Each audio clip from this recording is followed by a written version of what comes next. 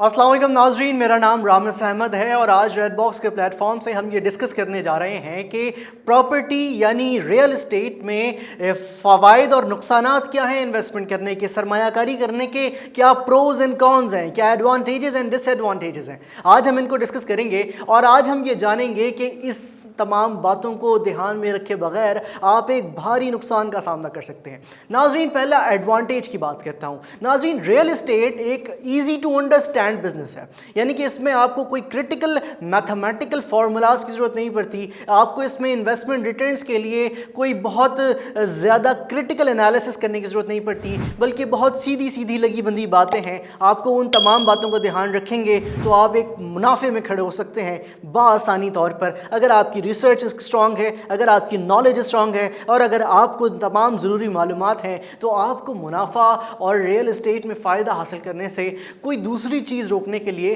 बहुत मुश्किल होगी। और दूसरी तरफ अगर मैं इसके नुकसान की बात करूं तो हमें रियल इस्टेट में एक हाई ट्रांजैक्शन कॉस्ट देखने को मिलती है, यानी कि अगर हम इसको स्टॉक्स से कंपेयर करें तो स्टॉक में आप 100 रुपये से भी इन्वेस्टमेंट कर सकते हैं। स्टॉक्स के अलावा आप दूसरे जो है इन्वेस्टमेंट मॉडल्स हैं उनमें भी बिटकॉइंस हो गया, आपके पास जो है मुख्तलिफ इन्वेस्टमेंट की जो है वो अपॉर्चुनिटीज़ आ गई, वहाँ पे आप कम से कम इन्वेस्टमेंट से भी शुरुआत कर सकते हैं। लेकिन रियल इस्टेट में क्या होता है, रियल इस्टेट में आपको एक high transaction cost, down payment की सूरत, बुकिंग अमाउंट की सूरत, प्रॉपर्टी की 5% अमाउंट की सूरत अदा करनी पड़ती है। अगर इसके हवाले से भी हमने देखने को मिला है कि एक रिट नामी यानी रियल इस्टेट इन्वेस्टमेंट ट्रस्ट नामी एक इदारा कायम किया जा रहा है, जो कि दुनिया में प्रैक्टिकली अब जारी भी है और पाकिस्तान में भी इसकी रेगुलेशन अथॉरिटीज़ बन रही हैं, जो कि रियल इस्टेट इन्वेस्टमेंट ट्रस्ट है। और उसका काम बेसिकली यही है कि आप रियल इस्टेट में भी कम से कम सरमायाकारी से शुरुआत कर सकते हैं। तो उम्मीद है कि ये इसकी रेगुलेशन अथॉरिटीज़ पाकिस्तान में जल्दी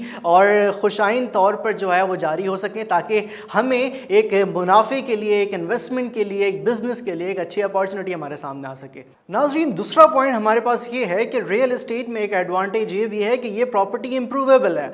लाइक स्टॉक्स की सूरत में आप इस स्टॉक्स को कंट्रोल नहीं कर सकते, स्टॉक्स का टोटली कंट्रोल कंपनी मैनेजमेंट के ऊपर होता है, जबकि रियल इस्टेट में कंट्रोल आपके हाथ में है। आप उसको जो है वो मैनेज कर सकते हैं, आप उसको जो है इम्प्रूव कर सकते हैं और उसको इम्प्रूव करने के बाद अच्छे रेट्स में जो है आगे सेल कर सकते हैं, उससे आपको एक अच्छा मुनाफा होगा। तो आपकी इन्वेस्टमेंट टोटली आपके कंट्रोल में होगी, जबकि हमें दीगर इन्वेस्टमेंट्स में ये देखने को मिलता है कि आपकी इन्वेस्टमेंट आपके कंट्रोल में नहीं होती है। आप बैंक में एक डिपॉजिट रखवा देते हैं और उसके आप सेविंग अमाउंट से इंटरेस्ट लेते हैं, वो भी आपके कंट्रोल में नहीं होता है। मगर रियल इस्टेट की इन्वेस्टमेंट आपके टोटली कंट्रोल में है, फिजिकली भी और उसके साथ साथ डेमोग्राफिकली भी और नेचुरली भी आपके कंट्रोल में है, जब तक कि कोई ऐसी नेचुरल जो है डिज़ास्टर नहीं हो जाता, खुदा ना करे। मगर हमें उम्मीद यही होती है कि आपकी रियल इस्टेट की इन्वेस्टमेंट आपके कंट्रोल में है। जबकि उसके बनस्बत हमें एक नुकसान ये देखने को मिलता है कि रियल इस्टेट की इन्वेस्टमेंट में लो लिक्विडिटी होती है, यानी कि आप अगर एक भारी सरमायाकारी वहाँ पे कर दें तो आपकी इन्वेस्टमेंट एक अच्छे टाइम के लिए बाउंड हो जाती है। आप उसको आसानी से जो है सेल आउट करके मार्केट से निकल नहीं सकते हैं। आपको अपनी प्रॉपर्टी को सेल करने में बहुत टाइम ड्यूरेशन लग जाता है, बाज़ औक़ात उसको ख़रीदने में टाइम ड्यूरेशन लग जाता है। नाज़रीन, तीसरा पॉइंट हमारे पास ये है कि real estate is a hedge against inflation, यानी कि इन्फ्लेशन के साथ प्रोपोर्शनेटली आपकी परफॉर्मेंस प्रॉपर्टी जो है वो उसके हिसाब से अपने आप को मर्ज करती रहती है। यानी कि इन्फ्लेशन में की सूरत में अगर महंगाई ज़्यादा हो गई है तो प्रॉपर्टी भी महंगी हो जाती है। इस सूरत में आपकी इन्वेस्टमेंट एक तो अपने आप को एडजस्ट कर लेती है नए आने वाली महंगाई और नए आने वाली इकोनॉमिक सिचुएशन के साथ साथ, और उसके साथ साथ हमें एक और फ़ायदा ये होता है कि ये आपको इन्फ्लेशन बीटिंग रिटर्न्स भी प्रोवाइड करती है। बाज़ औक़ात ये रेंटल इनकम की सूरत, बाज़ औक़ात प्रॉपर्टी लोकेशन की सूरत, ये आपको उससे बढ़कर रिटर्न्स प्रोवाइड कर रही होती है। जबकि इसकी बनस्बत हमें नुकसान ये देखने को मिलता है कि आपको उस प्रॉपर्टी की मैनेजमेंट, उस प्रॉपर्टी की मेंटेनेंस की तमाम जिम्मेदारी जो है वो आपकी कांधों पर आती है और आप ही को जो है वो तमाम मेंटेनेंस, तमाम मैनेजमेंट का काम जो है आपको करना पड़ता है। बसूरत दीगर हमें ये देखने को भी मिलता है कि बहुत सारी रियल इस्टेट फर्म्स ऐसी हैं जो कि मैनेजमेंट और मेंटेनेंस की जिम्मेदारी भी उठाने को तैयार हैं। तो एक सर्विस भी आपको यहाँ पर, सर्विस बिजनेस भी आपको मिल जाता है कि आप एक प्रॉपर एजेंट हायर कर लें जो कि आपकी प्रॉपर्टी की मैनेजमेंट और मेंटेनेंस का काम करे। तो इससे आपकी एक तो जिम्मेदारी कम हो जाती है, साथ आप एक मंसूबे के तहत जो है अपनी इन्वेस्टमेंट को एक अच्छे मुनाफे में तब्दील कर सकते हैं।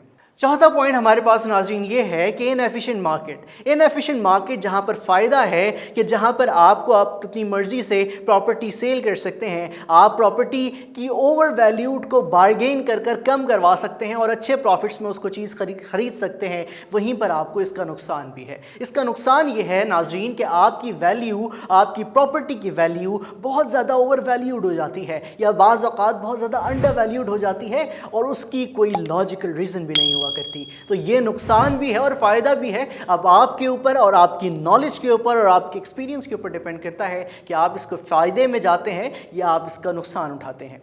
पांचवा और आखिरी पॉइंट नाज़रीन हमारे पास ये आ रहा है कि यहाँ पर आपको जहाँ टैक्स रिलीव्स मिलते हैं, जहाँ पर आप अपनी प्रॉपर्टी को मॉर्टगेज करवा सकते हैं, यानी कि आप अपनी प्रॉपर्टी को बैंक में दे दें और आपको बैंक उस सूरत में लोन दे देगा।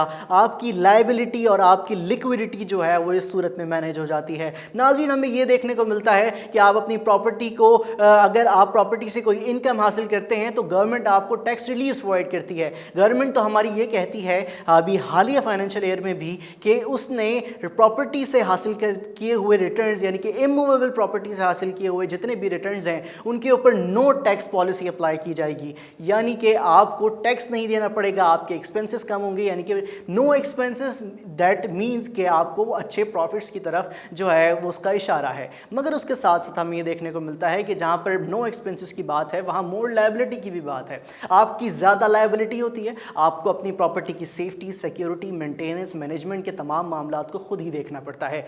तो ये नाज़रीन आज की वीडियो थी कि जिसमें हमने कंपैरेटिवली जज किया कि आपकी प्रॉपर्टी या तो एडवांटेजेस की सूरत में कहाँ खड़ी है और डिसएडवांटेज की सूरत में कहाँ खड़ी है।